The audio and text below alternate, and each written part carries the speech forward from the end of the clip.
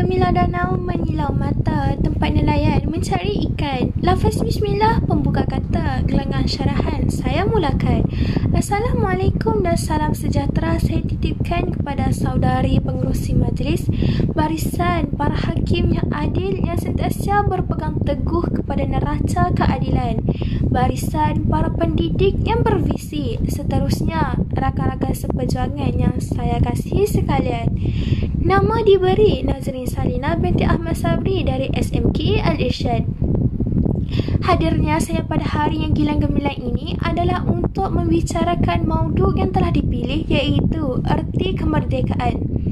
Sidang penonton yang budiman, sudah lebih setengah abad Malaysia mencapai kemerdekaan daripada cengkaman penjajah. Laungan Merdeka! Merdeka! Merdeka!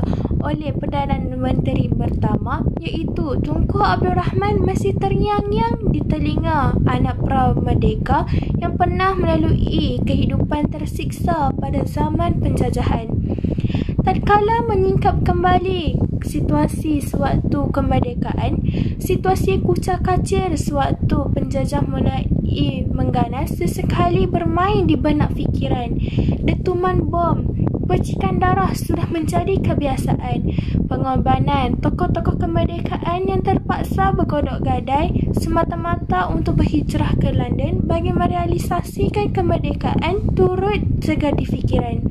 Dalam hal ini, penghayatan erti kemerdekaan haruslah disemai dalam kalangan rakyat Malaysia. Namun begitu, berapa ramaikah rakyat Malaysia yang benar-benar faham, menghayati, mendalami dan menyelami makna sebenar kemerdekaan? Adakah kemerdekaan hanya sekadar retorik pengisahan semata-mata atau hanya sekadar catatan peringatan buat generasi anak bangsa kini agar tidak mengulangi kesilapan generasi terdahulu? Jika dilihat secara teliti, merdeka bukan sekadar bebas daripada penjajahan secara fizikal semata-mata, malah merdeka daripada penjahat tidak mutlak sifatnya. Tamsilnya, beberapa buah negara telah diisytihar mencapai kemerdekaan secara fizikal tetapi masih dijajah secara mental.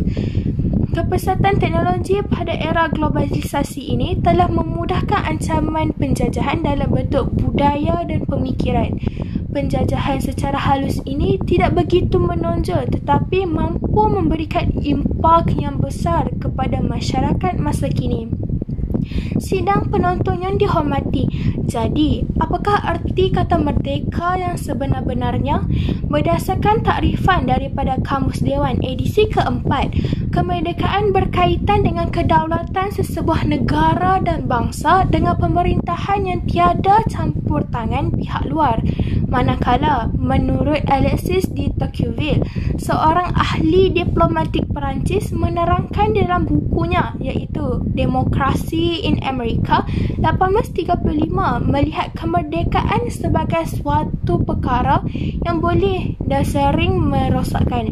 Menurut Tocqueville, akhlak dan agama adalah prasyarat kepada kemerdekaan kerana tanpa akhlak tidak ada maknanya dan akhlak tanpa agama tiada gunanya juga.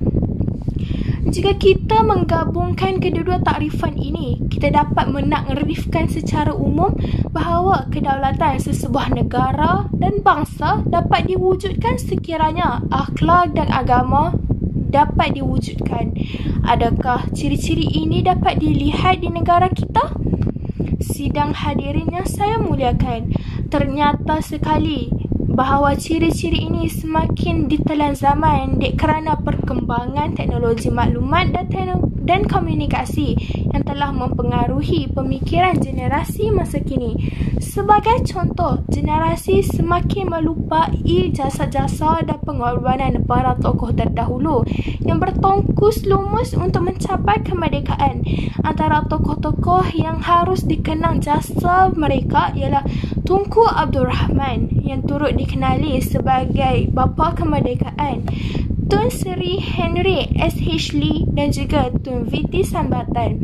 Jika dikenang kembali keringat yang telah mereka curahkan, tiada apa yang mampu membalasnya.